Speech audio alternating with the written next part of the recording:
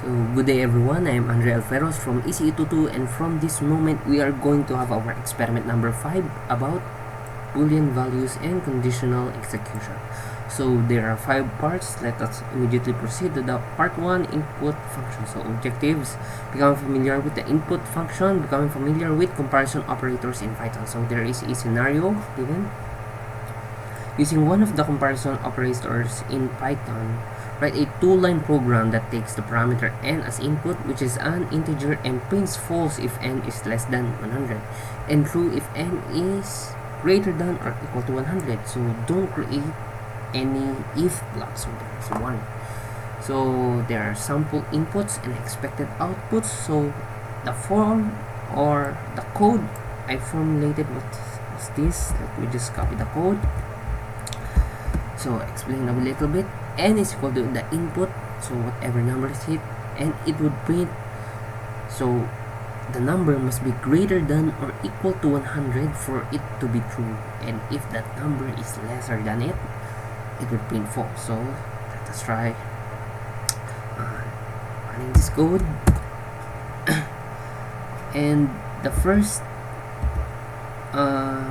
sample input was 55, and we are expected to have the output false. So 55, yeah, definitely false, less than 100. Next was 99. So 99, again it's a false since lesser than 100. What if exactly 100? 100, it's true because 100 or more guaranteed true. And 101, let's try 101.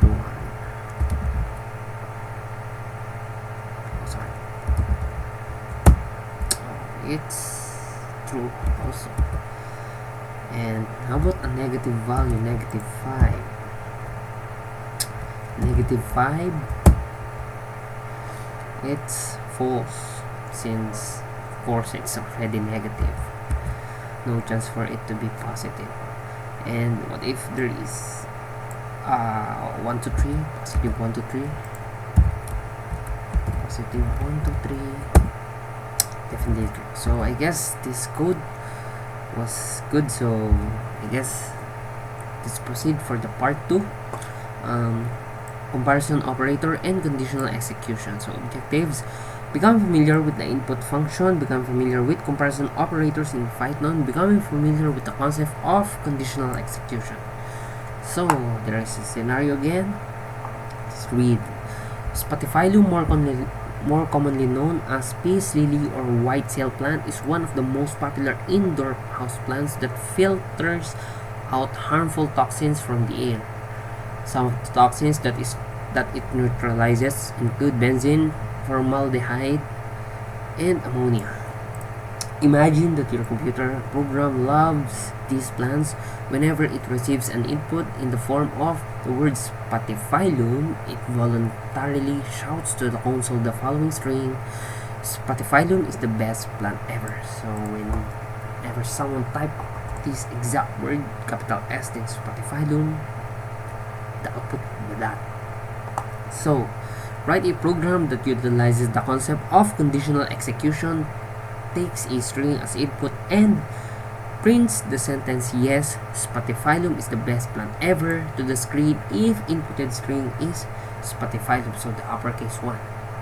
So prints "No, I want a big Spathiphyllum" if inputted string is Spathiphyllum with lowercase s, and prints Spathiphyllum not input, otherwise note input is the string taken as input. So it means that if not this big Spathiphyllum and not this small Spathiphyllum, whatever input is that would be not that input. It would still look for Spathiphyllum. So for example, other species of plant. So this is my code. Let's see. Let's just make this bigger and remove the previous one from the part 1. So explain a little bit. So since we're dealing with plants, species of plants, I make it plants equals the input. So if plant is equal, so it's the code for it. Spathiphyllum, print yes, Spathiphyllum is the best plant ever. So if this is proven true, that you have entered, because this comparison, that exact big letter S then the word Spathiphyllum, it would input this. But if this is proven false, it will proceed to the ellipse statement, wherein if you have written the small letter S, it would print no, I want a big Spathiphyllum. And if else, if not from the first if, and if not on the second elif, it would go on the last one, else.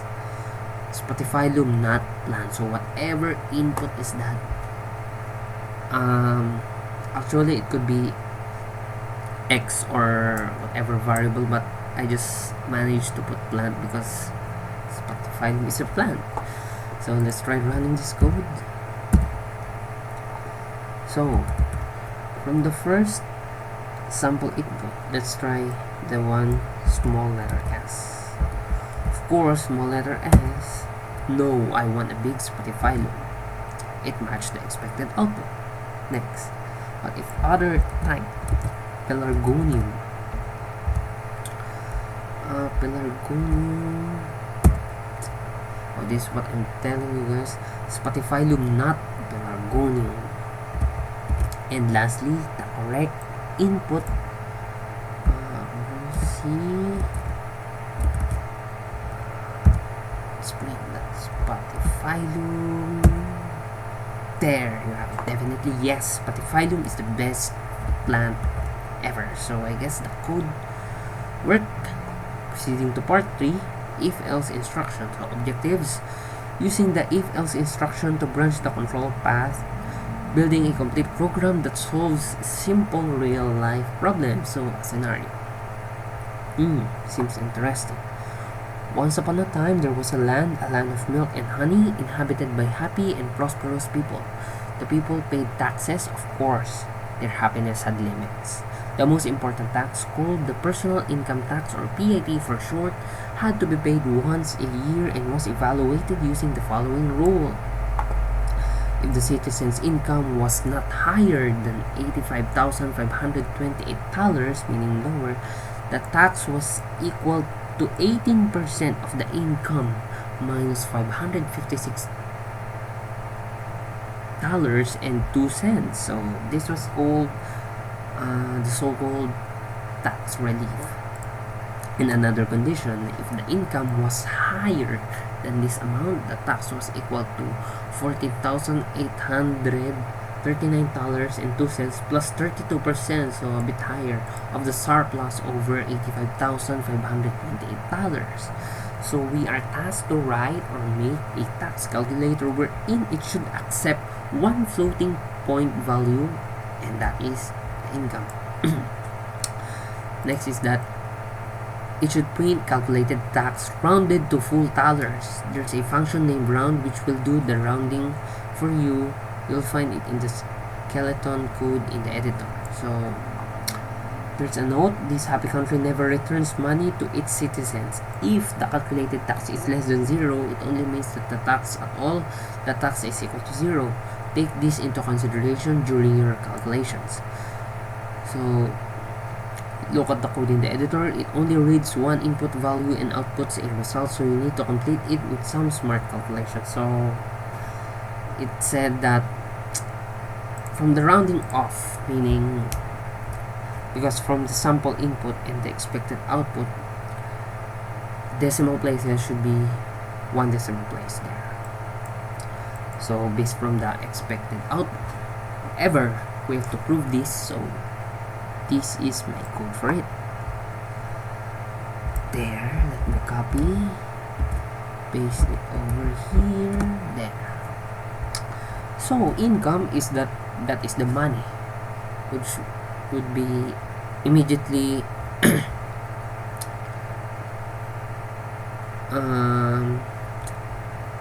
converted into float. So as I have said a while ago,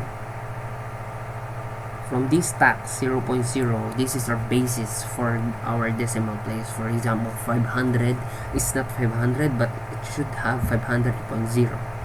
So it's a float input. So tax relief is equal to tax multiplied by its 18% minus 556 and $2. That 2 when converted to decimal is 0.2 cents. Oh, sorry, 2 cents is equal to 0.2. And if that income is lesser, meaning lower than $85,528, then if the tax relief is lesser or equal to 0, then that tax is of course 0.0. Else tax is equal to tax relief, wherein the tax relief is this. And if this income was higher than 85,528, or if this income was proven false, it would fall under the statement wherein this time the tax is equal to 14,839.02 plus the income minus 85,528 multiplied by 0.32 or 32%. So this the condition we're in about the surplus something there, about here, the second condition is here. So the rounding off tax equals round tax 0, print the tax is what tax is that, and of course expressed in dollars. So the guide was this, the initial guide and the latter guide, and all I need to do is put my code, and that's my code, the middle part. So let's try running this code. There, we are asked to enter the amount of annual income. So from the given, the first was 10,000. Inputting 10,000.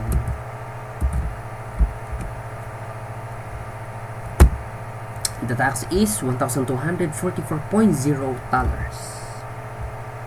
So from the expected output, we must have the tax is $1,244.0. So it's true. So as we can see, it is less than 10,000. So it take the it is equal to 10,000, meaning less than this 85,528. So the computation was this one. So next was 100,000. Let's try 100,000. So the tax income is $19,470.0. So I guess the computation was based from this, because it is higher than 80,528, and of course it will fall in the else because this proven false. And based from the expected, the tax is 19470.0. Okay, it's matched. So about 1,000.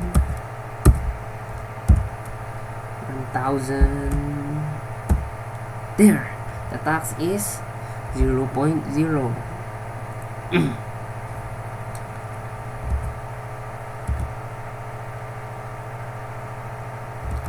Because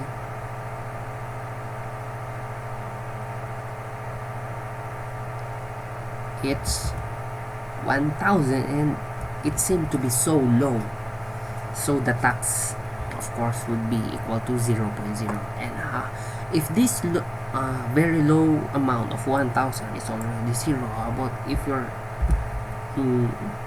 annual income was negative 100? I guess there is no amount of tax such as, or annual income such as negative 100. Instead you are bankrupt. But for the sake of this experiment, let's try. Of course, again, would be definitely the tax is equal to $0.0. So I guess everything's clear. Good coding for this, so I guess it worked. And proceeding for the part 4, the if, elif, else statement objectives. Using the if, elif, else statement, finding the proper implementation of verbally defined rules. Testing code using sample input and output. So So the scenario, another scenario. As you surely know, due to some astronomical reasons, here may be leap year or common year. Leap or common. The former are 366 days long, while the latter are 365 days long. Excuse me. Since the introduction of Gregorian calendar in 1582, so the Gregorian calendar period started from that date, the following rule is used to determine the kind of year. So if the year number isn't divisible by 4, meaning it's a common year. Otherwise, if the number isn't divisible by 100, it's a leap year. Otherwise, if the number isn't divisible by 400, it's a common year again. And otherwise, it's a leap year. So this the conditions and just some stuff of some simple analysis, but this is true for my observation too.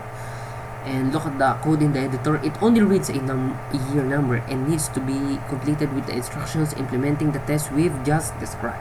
The code should output one or two possible messages which are leap year or common year depending on the value entered.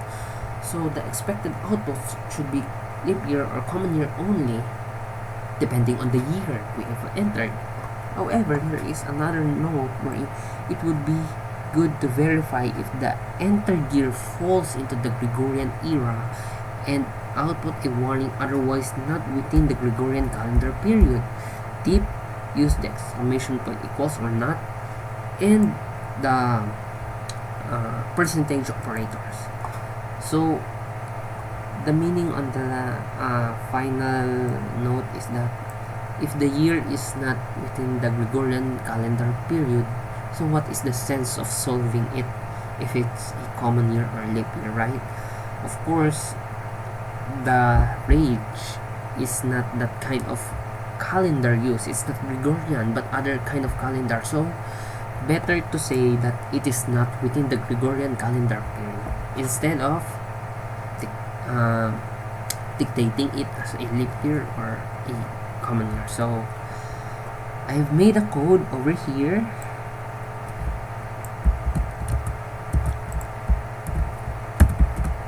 So, a bit explanation for this. Year is called in input, enter a year. So,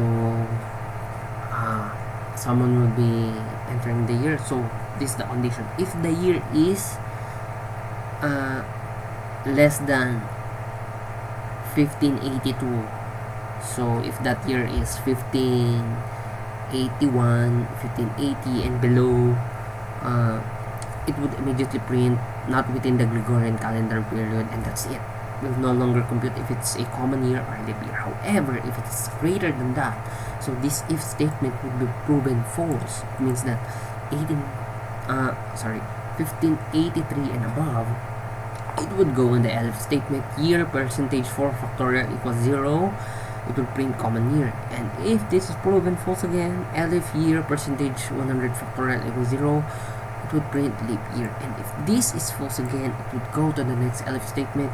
Year percentage factorial, year percentage 400 factorial equals 0, print common year. And if this is false, of course, nothing is true with this.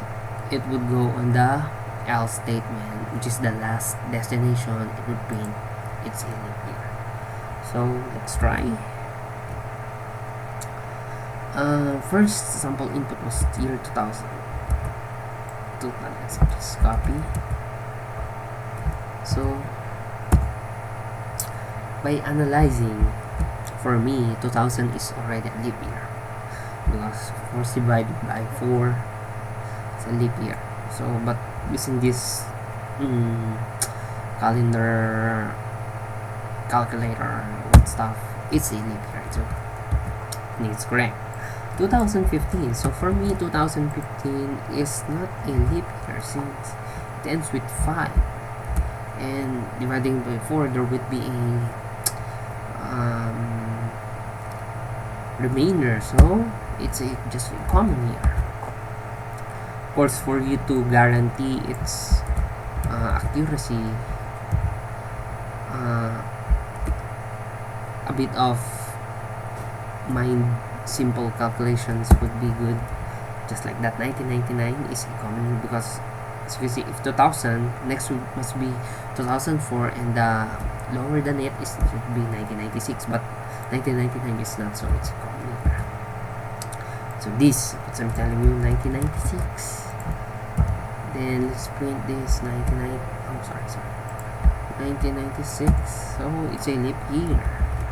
And lastly, this what I'm telling you about printing a year not within the range of the Gregorian calendar period since 1580 is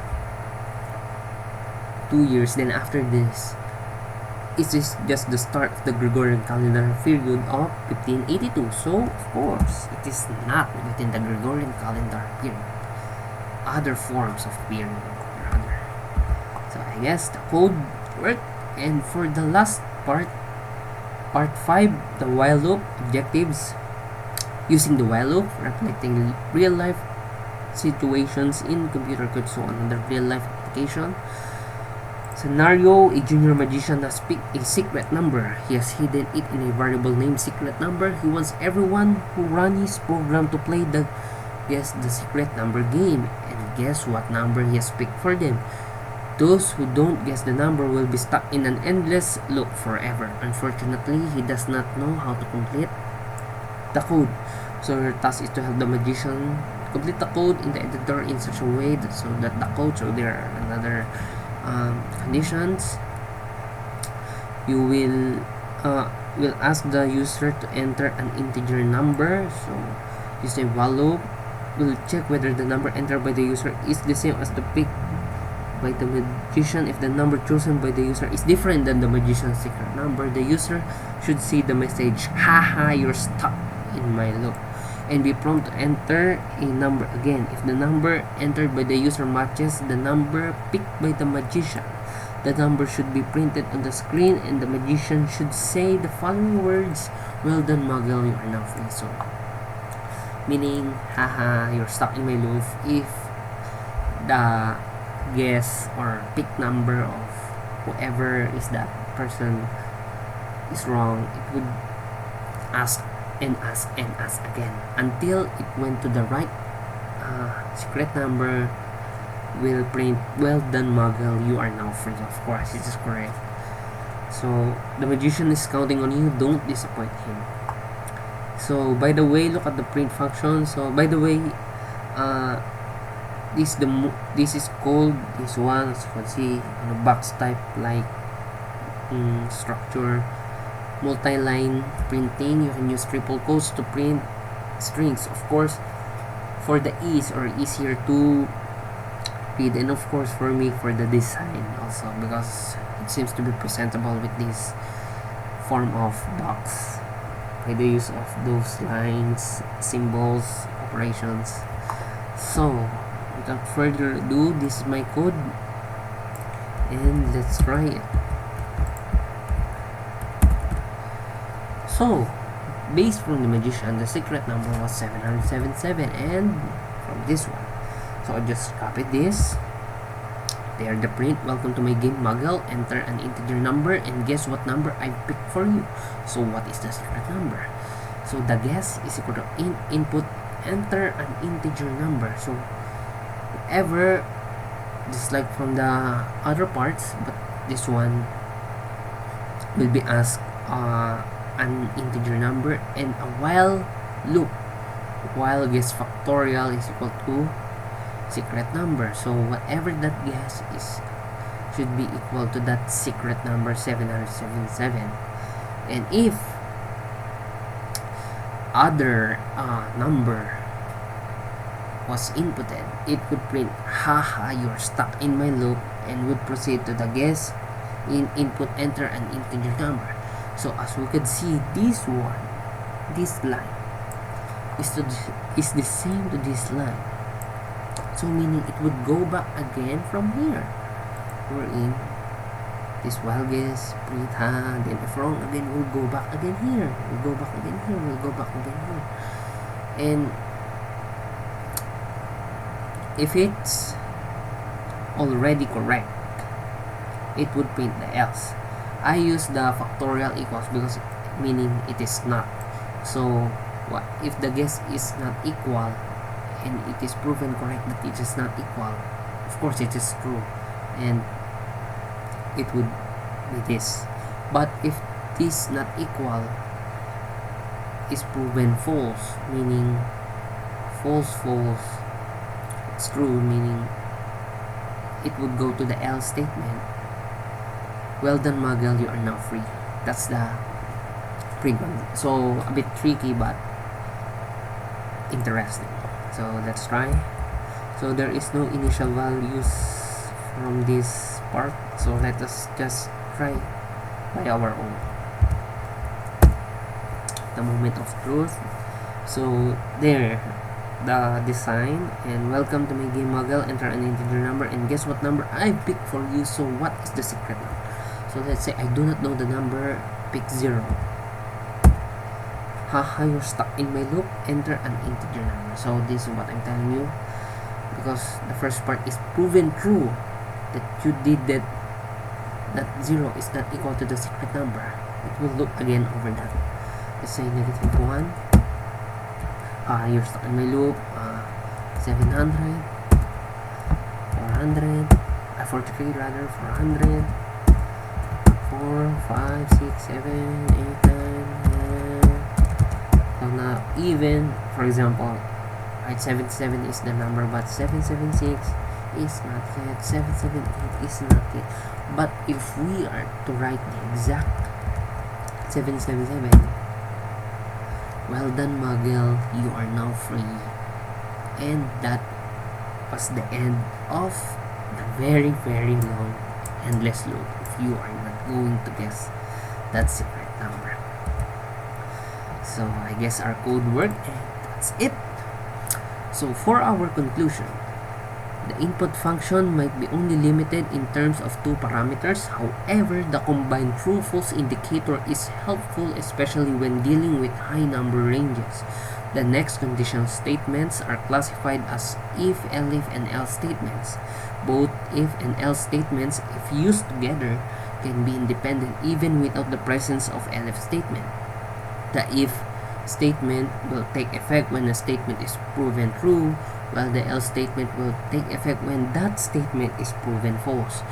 But the importance of the elif statement is that it provides multiple choices of codes, because the if statement and else statement can be only used once. Both of them. The arrangement follows a pattern in a way that first is that if statement indicates the beginning of the code. Second is that elif statement is in the middle part and will still be determined by the true-false indicator. And third is that else statement is where the code usually ends. Lastly, the while loop provides a seemingly endless loop until the right term, character, symbol, number, letter, or word being asked was correctly typed or written. So my recommendations are: always be careful, as a single loss of character means that the whole code will be useless. No matter how perfect the code is, still it is under the strict and sensitive form. Normally, the trend nowadays are the use of advanced technology where most of the developments are in terms of programmable style. Well, it is recommended to implement the skills in coding in order to ease life. Like for an example, an equipment or a machine for controlling the current COVID-19 disease can be made just from the manipulation of these codes. There is no other way better than having the real-life applications of this knowledge. So that's it. I hope you enjoy it and learn something. And thank you for watching.